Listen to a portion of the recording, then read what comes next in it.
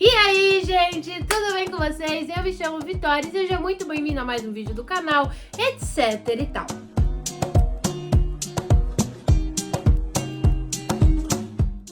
No vídeo de hoje eu vou conversar com vocês sobre a mais nova série da Netflix, Manual de Assassinato para Boas Garotas, que chegou na plataforma na última quinta-feira, dia 1º de agosto. Mas antes de começar, eu gostaria de pedir para você sentar o dedo nesse like, se inscrever aqui embaixo se ainda não for inscrito, ativar o sininho das notificações e compartilhar esse vídeo com todo mundo que você conhece. Não esquece que tem vídeo novo aqui no canal todas as terças e quintas às 7 horas da noite e também de me seguir nesse Instagram que tá aparecendo aqui na tela, porque lá as novidades e os surtos são em tempo real. Então me segue lá para você ficar por dentro de tudo que rola no universo de livros, séries e filmes. Então bora lá falar dessa temporada, dessa série que tanto falei, que tanto coloquei na lista de adaptação, de séries que estavam chegando. Eu não vi a hora de assistir essa série, de ter contato com ela, porque afinal de contas é a adaptação de um dos meus livros favoritos lidos em 2023, que é Manual de Assassinato para Boas Garotas, da autora Holly Jackson. Vale ressaltar de antemão que é uma adaptação, porém, todavia, entretanto, o livro não serve de roteiro para os atores e para quem está produzindo a série. O livro serve como uma base para um roteiro ser criado. A própria Holly Jackson deu pitacos ali nessa história e deu novas ideias de forma com que a história caminhasse levemente diferente do que foi contado nos livros. Então não é um Ctrl+C, Ctrl+V do livro, por isso tiveram sim algumas mudanças, que eu vou comentar todas elas num outro vídeo, que vai ser livro versus série de manual, que eu vou deixar, quando sair, vou deixar aqui nos cards pra vocês, mas já ativa o sininho pra vocês ficarem de olho pra quando sair. Então bora lá falar dessa série, que chegou semana passada. Era uma série muito esperada pela galera aí da literatura, do suspense, como eu, e eu estava muito animada. É uma série que ao todo tiveram 6 episódios, de em média 1 hora, 50 minutos. Ela corre muito rápido, ao mesmo tempo que ela corre muito rápido, tinha um momento que eu falava tipo, não vai dar tempo, anda logo pra contar o ocorrido. Porque tinha alguns momentos que dava uma travada, não ia nem pra frente nem pra trás. Mas, no contexto geral, foi uma série muito boa. E agora eu vou contar os detalhes aqui pra vocês. Então, a partir desse ponto pra frente, sim, terão spoilers. Então, caso você não tenha assistido a série, vai lá assistir e depois corre aqui pra trocar suas figurinhas comigo, beleza? Bom, de antemão, a gente tem que falar muito dela, que é Emma Myers, que interpreta a Pippa Fitz-Amobi, que é a grande personagem da história. E pra começar falando dessa série, eu vou contextualizar um pouquinho mais sobre essa personagem. Bom, depois de lançados os 3 livros da trilogia, que é Manual de Assassinato para Boas Garotas, Boa Garota Segredo Mortal e Boa Garota Nunca Mais, a autora lançou um livro chamado Jogo Fatal, que é um prequel da história contada nesses livros, que a gente descobre como que a Pippa resolveu fazer esse trabalho da escola.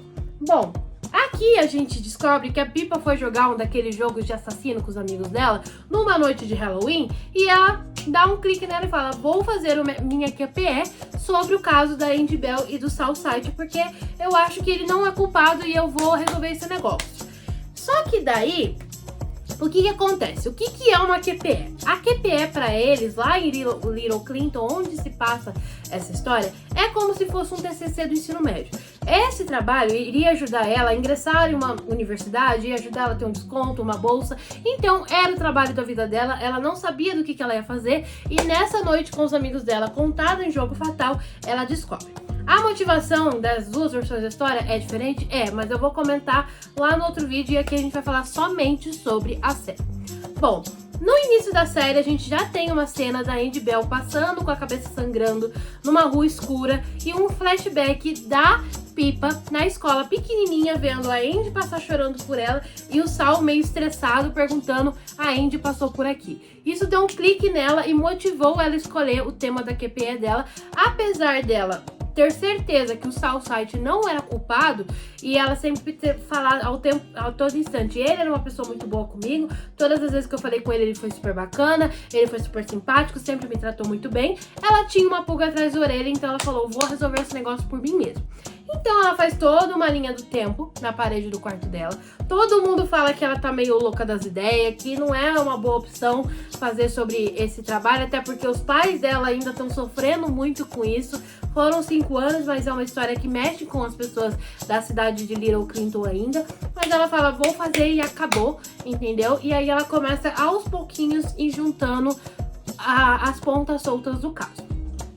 A gente precisa ressaltar aqui que é uma história que eu acho muito interessante, porque ela é uma menina que queria ser uma jornalista. No livro detalha melhor sobre isso. Então, ela vai juntando os fatos, ela pesquisa os fatos, ela joga os fatos de um lado, joga o fato pro outro, fomenta os fatos, e ela, bem que quando você percebe a história, você vê que o que aconteceu no decorrer da série acontece muitas vezes em casos muito famosos que já aconteceram tanto aqui no Brasil quanto fora, de casos que dão-se por resolvidos, mas na verdade ficaram pontas soltas e precisam ser reabertos para se resolver. Então isso eu acho muito interessante, essa ressalva que a série e que a história contada pela Holly Jackson traz. Então agora que eu já contextualizei mais ou menos para vocês a série, vamos contar ali o ocorrido. Então a Andy já aparece sangrando e corta para 5 anos depois, quando a Pippa resolve fazer esse trabalho. Bom, a primeira pessoa que ela quer conversar sobre essa questão de dúvidas, etc., é o Ravi Sal, que é o irmão do Salside, e que ela tem certeza que ele é inocente. E sempre com os pontinhos de interrogação dela na cabeça. Ela vai até ele, meio que troca uma conversa, leva como é que é o nome daquilo? Uns muffins pra ele, só que ele se recusa a falar pra ele, fala, essa ferida ainda tá aberta e não é você que vai abrir ela de novo, então eu não quero que você se meta. Aí ela vai conversar com a Naomi, que é a irmã da melhor amiga dela, e a Kala, que é a melhor amiga dela, fica meio puta e fala, não faz isso, cara, não quero que você converse com ela, porque remói muitos sentimentos negativos pra ela com ela. Então, no decorrer da série, as pessoas vão se relutando e com o passar dos dias, com o passar do tempo, eles começam a apoiar ela. Então todo mundo fica tipo, como é que tá o caso? Como é que tá o caso aqui? Você não desistiu disso ainda? A Becca questiona ela, você tá fazendo isso por você? Ou só por você? Ou porque você realmente quer justiça? E a Becca é uma personagem que me encheu o saco, chata, mas tudo bem. Conforme os fatos foram decorrendo, ela cria um laço muito forte com o Sal, né? Com o Ravi, que é o caçula do Sal. Ele apoia ela. Alguns momentos ela tem dúvida se de fato ela acredita que o Sal é inocente. Então eles acabam confrontando um ao outro, mas a todo instante ela teve o apoio do Ravi e o Ravi a todo instante esteve ali com ela. Como eu falei pra vocês, a sensação que eu tive em alguns momentos era que a série, por ser 6 episódios, ela tava andando muito rápido e em alguns momentos eu tinha a sensação que não iria dar tempo de contar tudo que tinha pra ser contado. Então acho que isso foi uma pequena falha ali de roteiro mesmo, mas não nada que tenha estragado a história. Eu acredito que também a trilha sonora faz muito parte ali do desenvolvimento dos episódios. Então, as músicas escolhidas para a entrada dos episódios e para a finalização dos episódios sempre fizeram muito sentido para a cronologia da história. E eu achei isso muito interessante. Parecia que eu tava de novo lendo o livro com aquela música na cabeça. E eu achei essa ressalva bem interessante também. Conforme a Pippa vai descobrindo os fatos, ela vai descobrindo figuras importantes e relevantes para a história, como o Max Hastings. Ele, pra quem lê os livros, sabe que é uma figura muito importante, ele fez muita merda, só que na série ele ficou um pouco superficial e eu senti um pouco de falta da investigação do Max em si. Outra coisa que me pegou um pouco, que eu senti falta, foi a questão das entrevistas. Ela tava fazendo um trabalho e precisava entrevistar os outros. Ela só gravou 3. O podcast dela foi pra onde? Pro céu? Não tem podcast mais, é porque com 3 entrevistas você faz podcast com 4 perguntas, né? Então, isso eu acho que faltou um pouco, mas eu acredito que possa ser abordável numa possível segunda temporada. Como eu falei pra vocês, a série, num contexto geral, ela é muito boa, ela é muito bem desenvolvida, a história dos personagens é muito bem contada, tirando por algumas trocas que tiveram ali, de questão de roteiro, de adaptação, que realmente acontecem nesses casos, que eu vou contar pra vocês no outro vídeo que eu vou trazer na próxima semana. Acredito que a série foi sim bem desenvolvida, alguns personagens que tinham uma certa relevância foram deixados de lado, mas acredito que futuramente eles serão melhores desenvolvidos. Principalmente a conexão do Ravi com a Pippa. Como eu falei pra vocês, de início ele relutou, mas depois ele era o braço direito da Pippa, mas no livro isso é mais visível. Ele tá mais próximo dela, ele não reluta tanto assim. Ele é literalmente a sombra dela, tanto que eu achei muito bonitinho eles demonstrarem a parte de sargento, que ele chama ela o tempo inteiro, mas ainda ficou um pouco superficial, tipo, no primeiro problema lá que ela descobre que não foi o Sal que matou a Andy, ele já pega as coisas dele, vai embora e deixa ela lá. Então, eu achei isso meio controverso, sendo que a gente sabe que a conexão dos dois é muito forte. Eu senti falta das entrevistas detalhadas, como eu falei pra vocês. E de alguns. Do desenvolvimento de algum dos personagens, principalmente da Nath Silva, que é uma personagem importante também pra história, e foi deixada de lado, assim como o irmão dela, que tava lá pra encher elenco, sabe? Pra encher linguiça mesmo da história. E personagens relevantes que não foram citados aqui agora nessa primeira temporada, mas acredito que talvez eles venham aparecer na outra parte da história. Mas tudo isso eu comentei mais detalhes no vídeo de livro versus série pra vocês.